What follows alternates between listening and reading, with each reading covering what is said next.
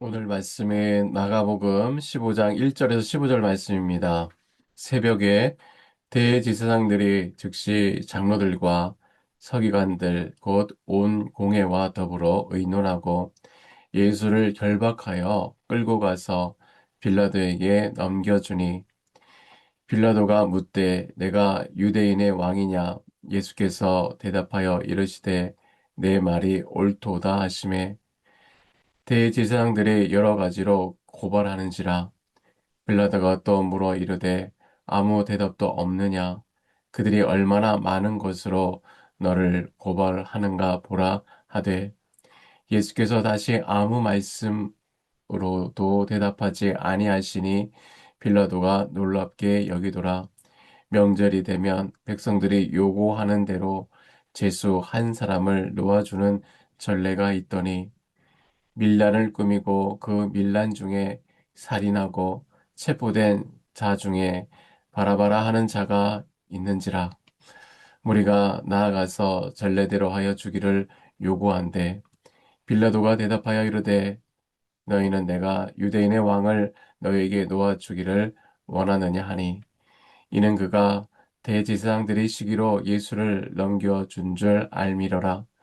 그러나 대지상들이 무리를 충동하여 도리어 바나바를 놓아달라 하게 하니 빌라도가 또 대답하여 이르되 그러면 너희가 유대인의 왕이라 하는 일을 내가 어떻게 하랴. 그들이 다시 소리 지르되 그를 십자가에 못 박게 하소서. 빌라도가 이르되 어찌 미냐 무슨 악한 일을 행하였느냐 하니 더욱 소리 지르되 십자가에 못 박게 하소서 하는지라. 빌라도가 무리에게 만족을 주고자 하여 바라바는 놓아주고 예수는 채찍질하고 십자가에 못 박히게 넘겨 주니라. 아멘. 우리는 지금 목소리가 힘이 되는 시대, 어쩌면 목소리가 곧 권력이 되는 시대를 살아가고 있습니다. 누가 더 크게 말하느냐, 누가 더 많은 말을 재빠르게 자기 입장을 위해 설명하느냐에 따라 사람들의 판단이 달라지는 시대입니다. 세상은 조용히 진실을 기다려주지 않습니다. 그래서 누군가 나를 오해하면 우리는 가만히 있지 못하죠. 바로 해명하고 싶어 합니다. 그게 아닙니다. 제가 억울합니다. 제가 옳습니다. 하며 내 입장을 설명하고 나를 변명할 또 변호할 증거를 찾아냅니다. 그래서 내 억울함을 풀어내고 싶어 합니다. 침묵은 곧 패배처럼 보이고 변명하지 않으면 곧 인정하는 것처럼 여겨지는 세상이기 때문입니다. 그런데 오늘 본문에서 만난 주님은 참으로 놀랍습니다. 예수님은 억울한 재판을 받으십니다. 거짓 증언이 쏟아지고 왜곡된 판단이 이어지고 사람들의 함성이 진실을 밀어내는 자리에 서 계십니다. 조금만 말씀하셔도 됩니다. 단 한마디만 말씀하셔도 상황은 달라질 수 있습니다. 예수님은 얼마든지 자신이 누구인지 밝힐 수 있는 분이셨습니다. 얼마든지 거짓을 드러내고 사람들의 악함을 폭로할 수 있으셨어요. 그러나 주님은 그렇게 하지 않으셨습니다. 주님은 침묵하셨습니다. 오늘 우리는 이 재판장의 소란 속으로 함께 들어가 보려고 합니다. 소란한 세상 소리 가운데 죄인된 우리를 살리기 위해서 끝까지 침묵하신 하나님의 아들 예수 그리스도를 함께 바라보게 될 것입니다. 첫째로 주님의 침묵을 볼 수 있습니다. 새벽에 종교 지도자들이 결박된 예수님을 빌라도에게 넘겨줍니다. 인류 역사상 가장 부조리한 재판이 시작된 순간입니다. 총독 빌라도는 묻습니다. 내가 유대인의 왕이냐? 이 질문은 칼과 군대로 로마에 저항하는 정치적 지도자인지를 묻는 것이죠. 예수님은 짧고 명료하게 대답합니다. 내 말이 옳도다. 이는 세상이 기대하는 화려한 왕권을 쓰겠다는 선언이 아닙니다. 오히려 구약 성경에서 예언한 고난받는 쪽으로 죽음으로 생명을 살리는 하나님 나라의 왕임을 선포하는 것입니다. 이어지는 대제사장들의 악의적인 고발과 날선 소란 속에서도 주님은 오직 침묵으로 일관합니다. 빌라도가 아무 대답도 없느냐고 재촉하며 물었지만 주님은 끝내 입을 열지 않으셨습니다. 왜 침묵하셨을까요? 이것은 구약 성경의 성취 때문이었습니다. 이사야서 53장 7절은 이 장면을 이렇게 예언합니다. 그가 곤욕을 당하여 괴로울 때에도 그의 입을 열지 아니하였으며 마치 도수장으로 끌려가는 어린 양과 털 깎는 자 앞에서 잠잠한 양같이 주님은 자기를 변호하지 않으셨어요. 자기의 의를 증명하거나 억울함을 풀려 하지 않으셨습니다. 왜냐하면 그분은 단순히 무죄를 증명하려 이 땅에 오신 분이 아니라 죄인을 대신하여 죽으러 오신 분이기 때문입니다. 성경에는 하나님의 주권을 신뢰하며 입을 닫은 위대한 침묵의 선례들이 있습니다. 억울한 누명을 쓰고 감옥에 갇혔던 요셉을 보십시오. 그는 자신의 결백을 증명하려 발부덩 치는 대신 하나님의 시간을 기다렸고 그 침묵은 결국 민족을 구원하는 통로가 되었습니다. 또한 자신을 죽이려 혈안이 된 사울왕을 죽일 결정적인 기회가 있었음에도 칼을 거둔 다윗은 어떻습니까?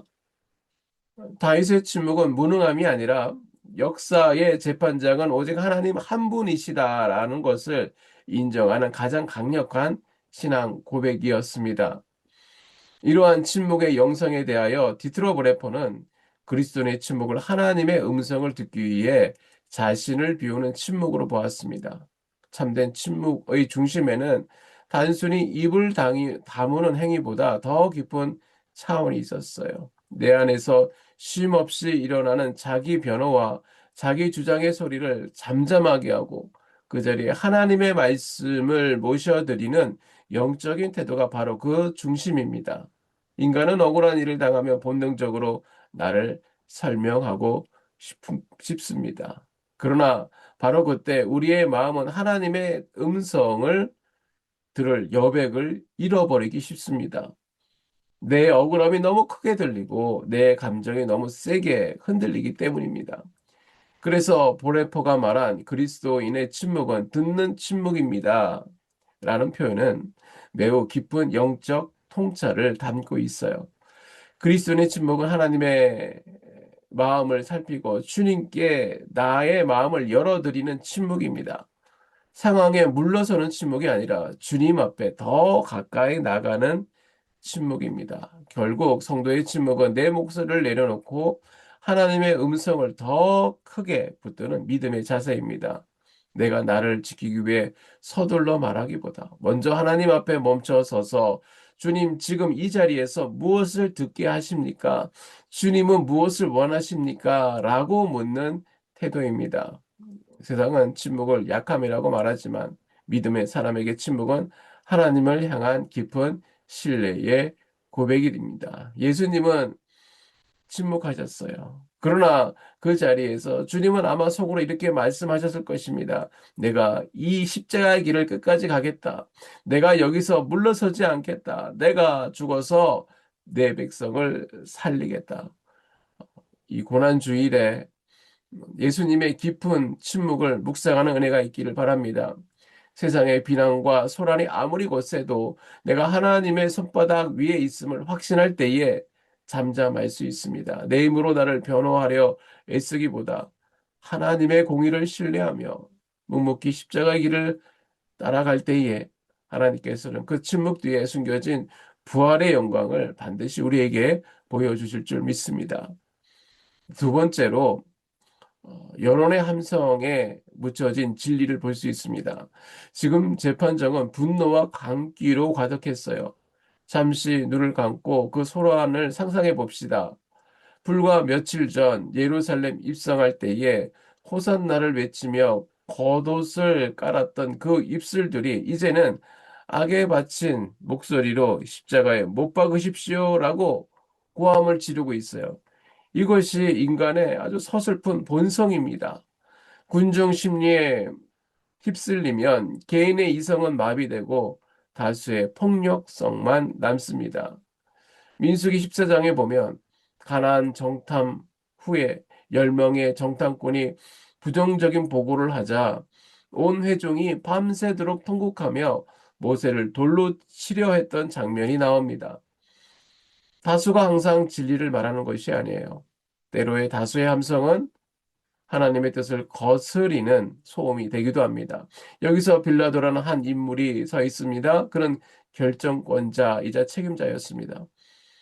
그는 예수님께 죄가 없다는 것과 대제사장들이 시기심으로 예수님을 넘긴 것도 알았습니다. 심지어 빌라도의 아내는 꿈을 통해 저 옳은 사람에게 아무 상관도 하지 마옵소서라고 경고까지 했습니다.